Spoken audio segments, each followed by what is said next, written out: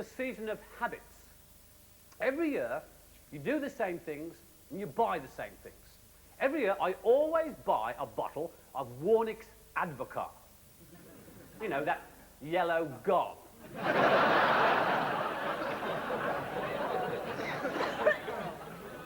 You have to buy it because there's always some wally aunt who wants a snowball.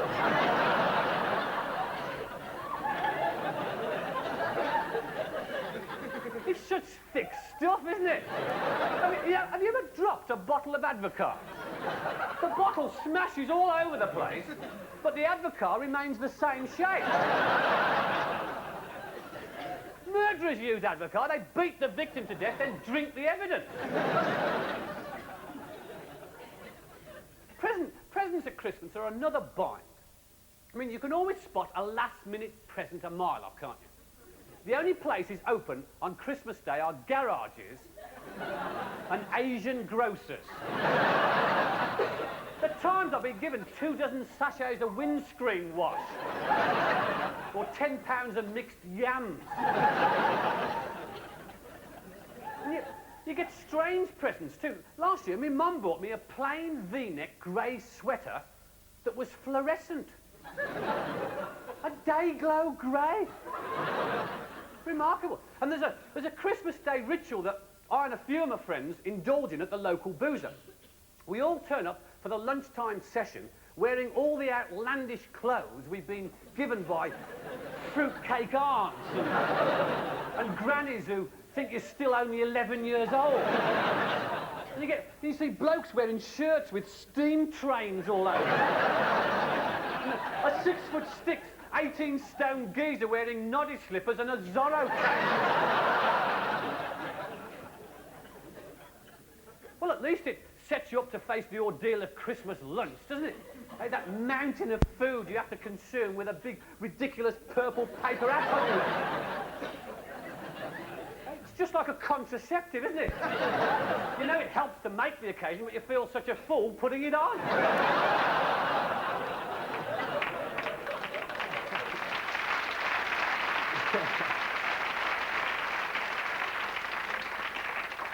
And then you get the after-lunch games. Christmas games drive me up the wall, particularly card games.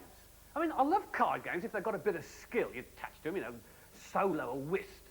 But the only game everyone knows at Christmas is pontoon. 21. I hate pontoon. I can't stand it. It's so bloody boring, isn't it?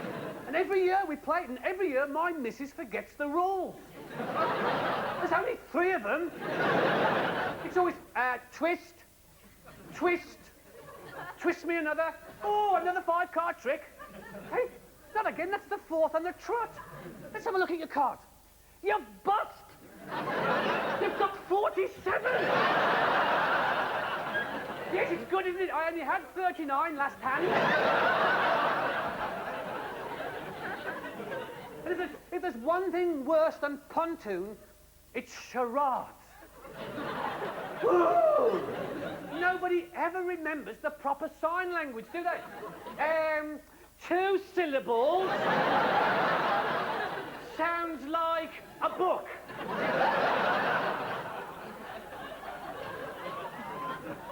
It's always the same films and TV programmes you have to guess. And the clues are about as subtle as a punch in the gob, aren't they? Grandad takes his teeth out and Jaws, yeah. Cold it's, yeah.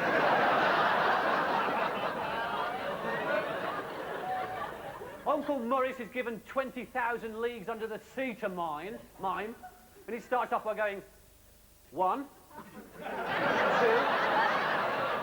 3, 4. Charades always ends with Auntie Gwen trying to give clues to Gone with the Wind. She falls for it every year, doesn't she? She still hasn't twigged. It's so embarrassing. I mean, everyone knows what it is, but they don't want to let on, and Auntie Gwyn gets more frustrated and... Exodus! Leaving on a jet plane! Fart from a maddening crowd.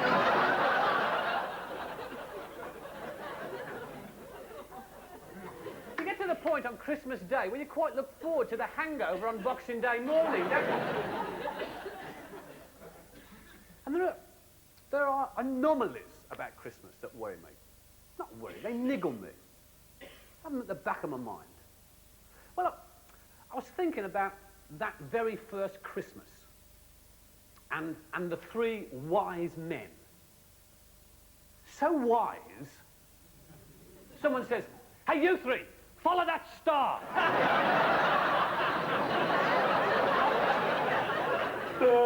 Okay. Where to? Until it stops, of course. Okay. Off they go. Then they go and lash out what must have been a fair bit of bread on prezzies like gold, frankincense, and myrrh. Whatever myrrh is. I think it's Egyptian Scrabble. And they're so wise, they go and give it all to a couple of strangers who are so poor they've just had the first nipper in a bar. Now then, what puzzles me is this. What happened to the gold? I mean, if I'd have been JC's dad, right? Drafty old boy, I'd have booked straight into the Bethlehem Hilton. Hey, what do you mean, no room at the Hilton? I'll buy it! Anything to get out of that barn and away from those nutty star followers. What did he do with the gold? Maybe he gave it to the shepherds to get rid of them. What a bunch of crazies they must have been. Bursting into the stable getting, "Hey, where's Mary and Joseph? An angel with big wings and glowing and everything told us to get down here and say hello." I'd have given them the gold and the myrrh. Anything, get them into the boozer next door and buy them around. What a first Christmas day for Jesus. Wacky wise men and sozzled shepherds staggering all over a drafty old barn. "Don't complain, son," says Joseph. "If you think this is bad, wait till the rabbi comes round with the knife."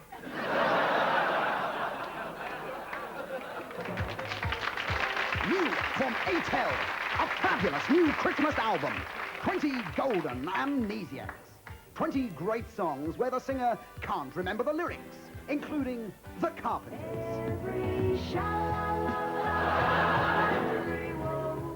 The cast from Hair.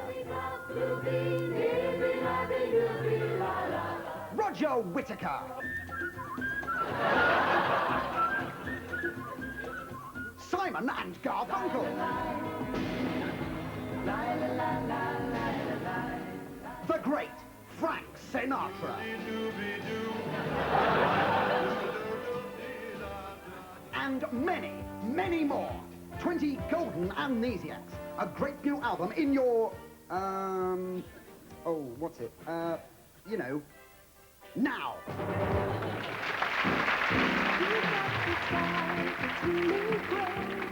We've got the style that's out of date.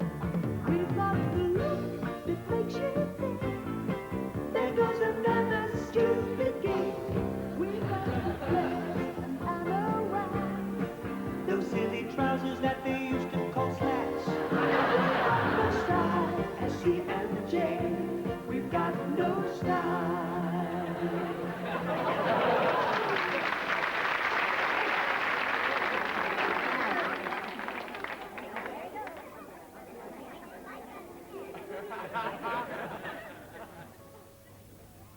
Excuse me.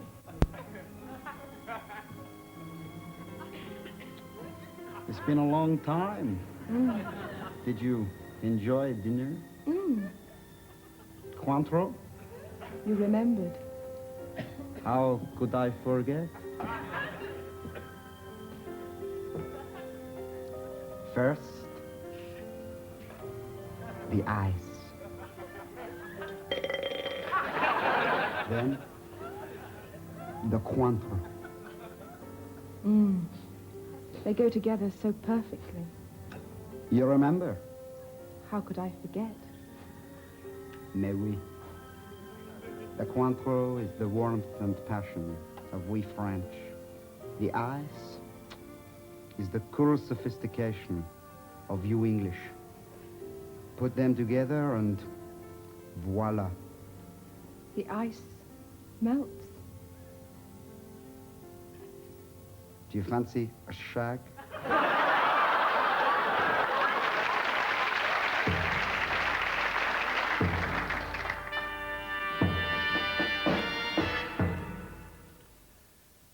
And in the second round, Janet Collins, a school teacher from Gwent, has chosen as her specialist subject video nasties 1980 to 83. Janet. In which early nasty did the heroine lose both her feet during a routine interrogation in a concentration camp graveyard? Please may I tear off your limbs? Correct. In the children's classic I Drill Holes in Your Teddy Bear, what precisely oozed out of the decomposing corpse? Pass. Correct. After the now legendary spitting sequence in He Sandpapered Their Genitals, what happens to the colonel at the abattoir? Well, they stuff live rats up his nose, suck out his brains with the Hoover, and feed his entrails to the sex-crazed killer nuns. Correct.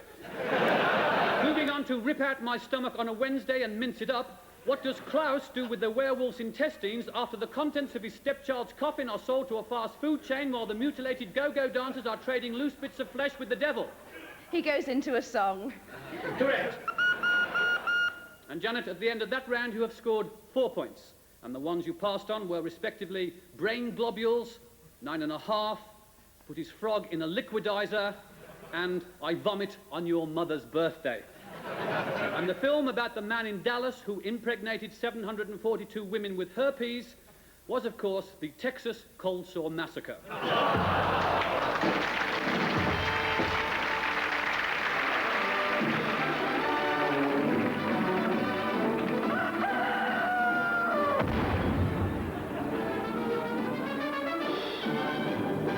Chicken Pate brings you the news from around the world.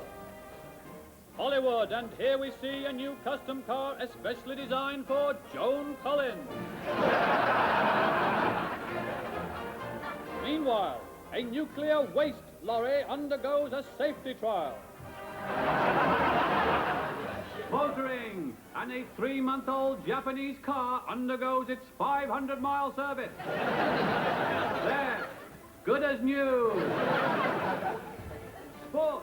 And the Football Association introduce a new method to combat violence on the pitch. A referee for every man. Meantime, Japan hosts the finals of the World Methane-Producing Championship. I certainly wouldn't want to be trapped in a lift with one of these chaps. Good news for animal lovers, as the ostrich which escaped from Chester Zoo is found trying to hide down this man's throat. Meanwhile, embarrassment plagues the annual meeting of Incontinence Anonymous. House of Commons. And here we see MPs watching a special screening of Video Nested. Tory MP Graham White is so shocked, wax explodes out of his ears.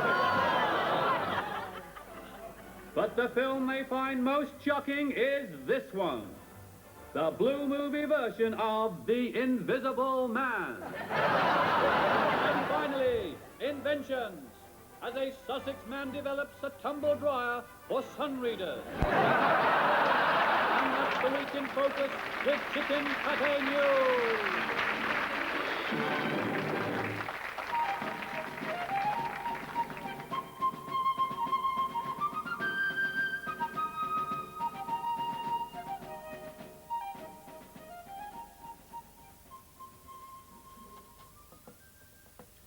Sir, on behalf of His Majesty King George III and the British people, I return this document which recognizes the independence of the 13 American colonies and absolves them from taxation and conscription to His Majesty's government. On behalf of the free American people, I thank you, sir. Moreover, I now propose we open the trade routes between the two nations. We give to you our exports of tea, salt, coal, and machinery and technology to help you develop your beautiful land. On our part, sir, when we are in a position to repay this kind generosity, we propose to send to you in Britain the following: tobacco, lung cancer, herpes, nuclear waste, and the Dukes of Hazzard. Your generosity overwhelms me, sir. Wait, sir, there is more. We further propose to send to you in Britain the following: organized crime, AIDS, Marvin Hamlish, the whoopee cushion, fake doggy doos, McDonald's, the kits from Fame, Dealey boppers, and cruise missiles. Thank you. You're welcome. America the Beautiful, sir. And we intend to keep it that way by sending all of our crap to you.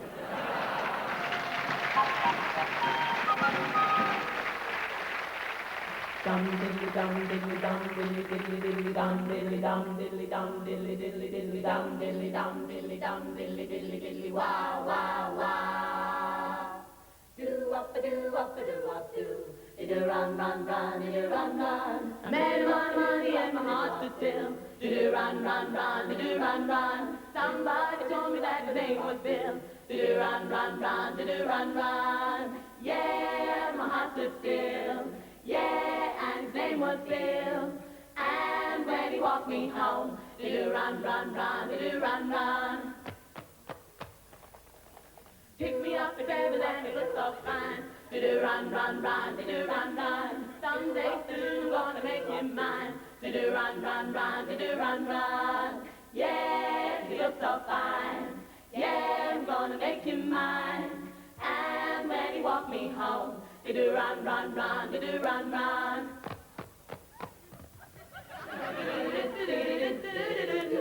Do run run run do run run. Do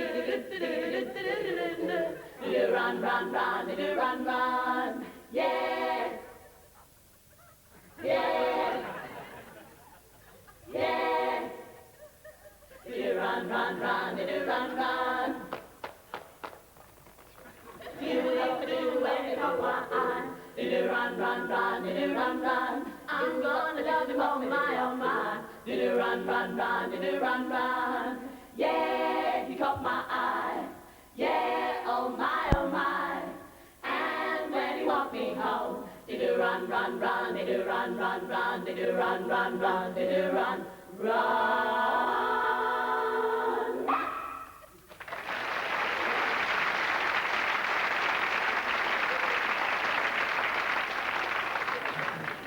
This pontificating about 1984, it's all done by pseudo-intellectuals. I mean, they're out in force at the moment, aren't they? They holding sway at the bar, warning everybody about Armageddon and poking your eye out with the pipe stem. You can always spot pseudo-intellectuals. They wear corduroy suits and check shirts that are so garish even Canadians wouldn't wear them. That's one of the joys of being a pseudo-intellectual. Life's one great fancy dress party. They wear baggy corduroy trousers. I mean, they're not supposed to be baggy. They just become that way 5 minutes after they buy them. And when you go to their house, all the furniture is covered in corduroy. There's always that brown sludge-coloured corduroy. The sort that's impossible to stain no matter how gross your behaviour. You can throw coffee at it and tea and Bovril and you just improve the colour. You can wipe your bum on it. The way corduroy smells, you get away with it too. Suits always make a point of going to fancy dress parties because it's the only time they can get out of wearing bloody corduroy. And they all go as Mussolini or some such pompous dictator. And they never risk drink or drive, so they wait at the bus stop for a number 8 bus. And no bus conductor in his right mind lets them on. I mean, they don't want to be prodded to death by a pseudo-intellectual pipe stem, do they? That's why on New Year's Eve, all over the country, you see thousands of Mussolinis and Hitlers waiting impatiently at bus stops, surrounded by prostrate bus queues. They've been talked into a coma on the pseudo-intellectual's theory that Frank Buff is the Antichrist.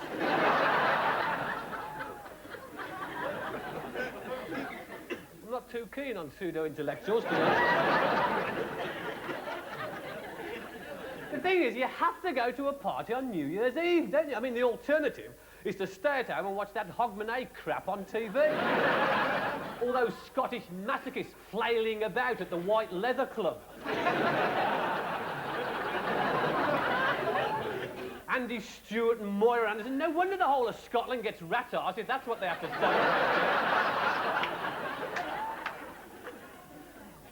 I'm never too sure whether I enjoy New Year's Eve. Basically, because I can never remember it. And the preparation for it gets to become quite a ritual, doesn't it? I mean, first of all, about 8 o'clock, you drink a couple of pints of milk to put a lining into your stomach. Of course, you're going to Tina and Bob's party, and you know with their guests, they're going to bring, like, the cheapest booze they can lay their hands on, you know, Albanian Beaujolais, or Czechoslovakian sherry, or something. And you arrive at the party, having stopped off at the local boozer for a couple of pints of riddles faintly peculiar. Get you in the mood. It's less dense than milk, so it sits nicely on top of it in your stomach. They've laid some food on, but they won't serve it until after midnight. So by 10 o'clock, you're starving and you eat every peanut and twiglet in the place. That goes down well inside, and it all mangled up. Followed down by a couple of crates of Norwegian badger's piddle.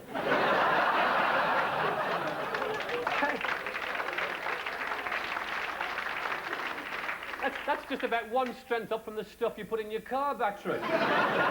All this time you're being bored out of your skull by people going on about their New Year's resolution.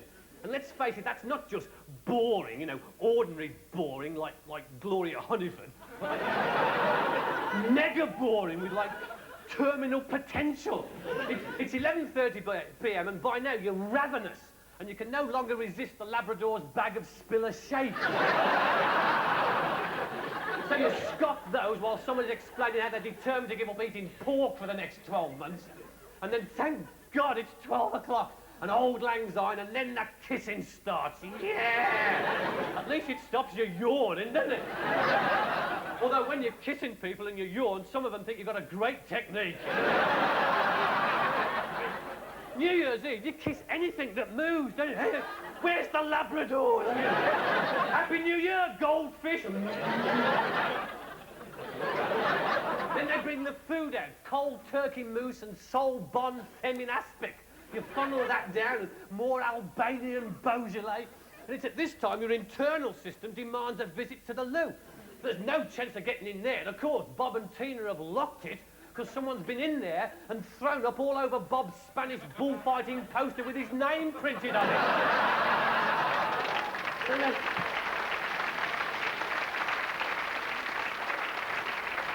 Around about 4 o'clock, you're staggering around with booze and milk and twiglets and aspic wandering around inside it. You manage to find a taxi driver prepared to risk driving you home to the crazed packs of Hitlers and Mussolinis trying to hit and lick. You finally get to bed at about 7 o'clock, having drunk 3 gallons of water as a hangover cure and a tube of Alka-Seltzer to be on the safe side, and you wake up next day, hoping the SS-20s have landed so you don't have to go through the whole damn business next year. And you spend the rest of the day trying to get through to Bob and Tina on the phone to find out whether you've had a good time or not. And that's when you find out that last night you got Tina's tortoise out of hibernation to wish it a Happy New Year. That it was you that threw up on Bob's Spanish poster. And they've just opened the wardrobe and discovered you'd used Bob's corduroy suit to mop the mess up.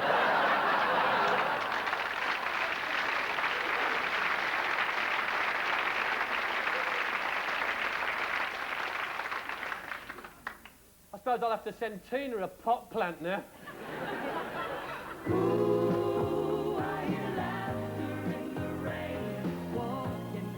Romance.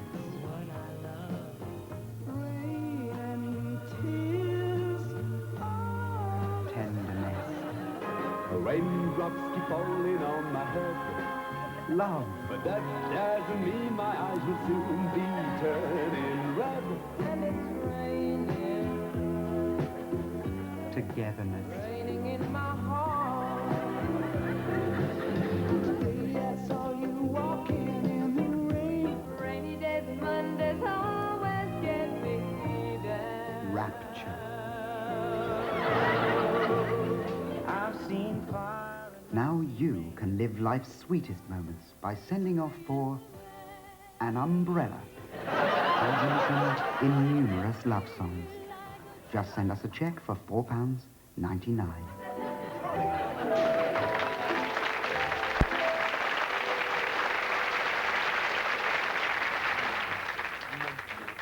You know, whenever I used to go round and visit my friends in showbiz, I had to put up with some pretty awful coffee.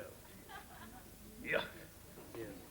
Luckily, nowadays, everyone in showbiz has changed to this.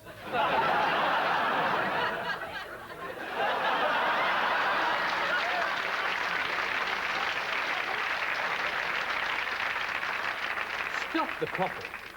This is what we call mellow.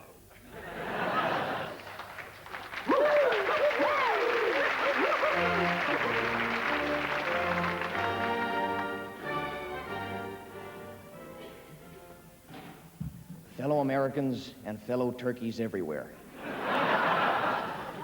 In the past year, it has been said that our economy is in one hell of a mess. And I should know. It was me who said it.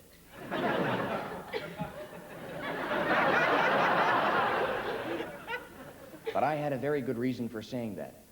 I thought the mic was off. However, I can now reveal that we're getting back on the road to recovery. Now, it may be an uphill struggle going down that road, but if we can stick to the straight and narrow, I know we can turn the corner.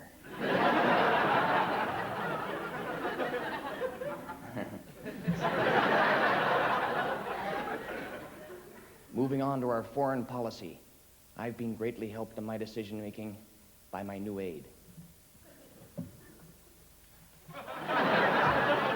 This one. America has done for the world what this hearing aid has done for me.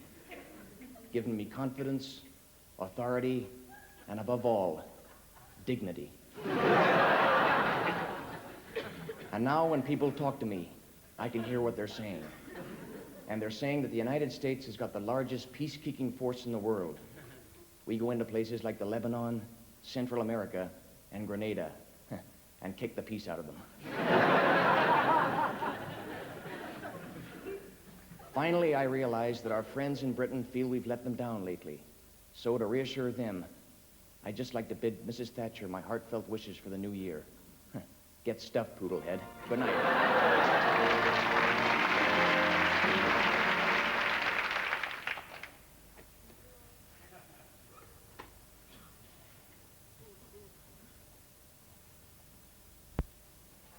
Do you have trouble with words? Did you leave school unable to read? Do you find this prevents you getting on in your job?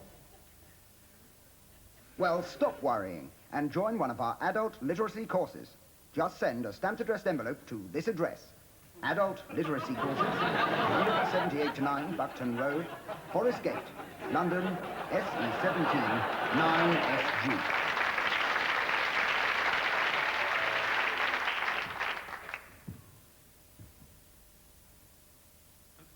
Hello.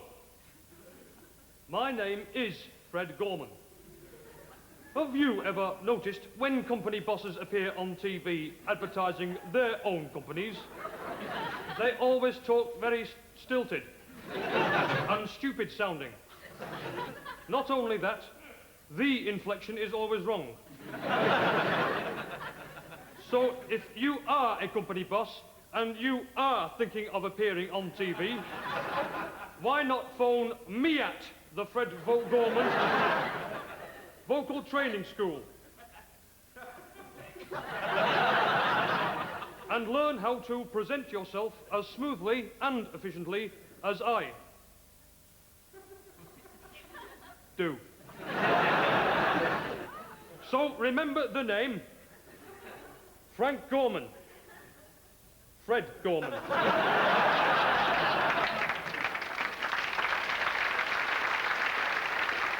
Fred Gorman for visual and vocal presentation. And how to hold poses for a long time. When you're driving, watch out for cyclists. It's worth it, because they can look very funny indeed. They dress in ways you don't. They see things you don't.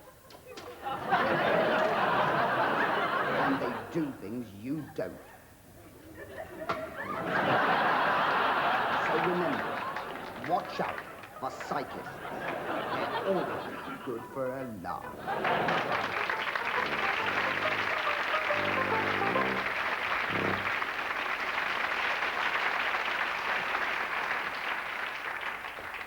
Hi, Jane. Oh, hi, Dave. What's wrong? Something bothering you? Yeah, I'm a bit depressed. Why's that? Well, I want to be able to see the back of my head, and I can't, of course. I mean, mirrors are okay, but you can't get a really good view of the back of your head like your friends can. That's right. And that's why those wonderful bonko people, who always come up with lots of really useful things around Christmas time, have produced this. Wow. The bonko back of the head viewer. It's really great. I can see the back of my head really clearly. And it's all thanks to those wonderful bonko people. Yeah, but I'm still a bit depressed. You see, I don't know the exact circumference of my knees. I used to have that problem, Jane, but not anymore. Not bonko again. Who else? The bonko all-purpose round thing measurer. Oh, wow, just look. 8.5797 inches. So accurate. Now I'll be able to tell all my friends my exact kneecap measurements. That's right, Jane. Next time somebody asks you, you won't just have to guess. Oh, that's great. I feel much better now, but I'm still a bit depressed. I know what it is. You want to pick your ear with a matchstick, and you're a bit embarrassed about doing it in front of me. Is it that obvious? Yeah. But don't worry, Jane, because those wonderful bonko people have done it again with their new ultra-discreet bonko ear cleaning kit. In every pack, you get one super bonko match and a fantastic bonko hide-behind card. It's so easy to use. In the ear, up the nose, and you can even squeeze spots, and no one will think you're disgusting anymore. Oh, wow. Those bonko people are really great. Oh, excuse me. Oh, no. Not a silent fart. They're the worst. Quick, where's my bonko fart catcher?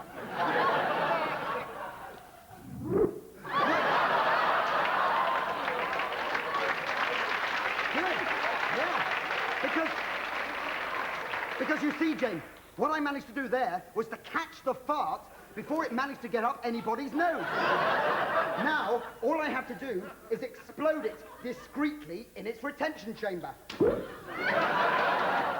Those bonko people really think of everything.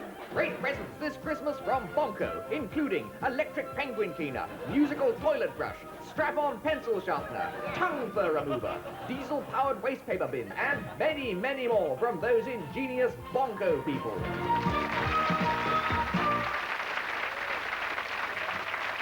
And I'll have 6 cans of Carling Black Label and a dozen bottles of Stella Artois Triple Strength.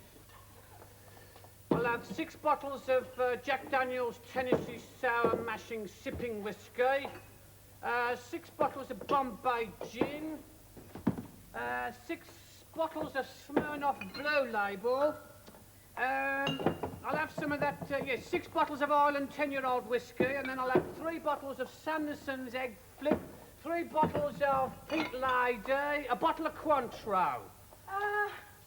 Right. Will that be all, sir? I think so. No, I'll have 6 bottles of red wine, 6 bottles of white wine, and 2 dozen bottles of rosé. Great. terrible all this Christmas business, isn't it? I know. I wouldn't bother if it wasn't for the kids.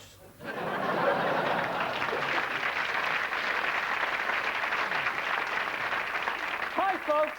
Well, the festive season is upon us once again, and no TV show so close to Christmas would be complete without the rocking chair, the good old gang, and the traditional crappy Christmas song.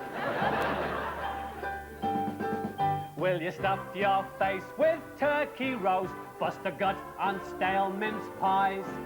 Will you read your Oxfam Christmas cards through your sunken piggy eyes? And will it take most of the new year to get back to normal size? And are you gonna be a miserable pain in the bum this Christmas? When 1,000 drunken motorists decorate the street with bricks. When the kids back home from boarding school miss their drugs and booze and sex. And when the GPO snowed under so they lose your gyro checks. Is when you're gonna be a miserable pain in the bum this Christmas. Do you hope that Santa's sack of toys gives him a double hernia? Do you hope Frosty the snowman dropped down dead from hypothermia? If the Queen cracks jokes on telly like, Rest assured, our future's bright. If the Reverend Ian Paisley's speech Buggers up your silent night. and if the National Front say, may all of your Christmases be white, Then you're gonna be a miserable pain in the bum this Christmas.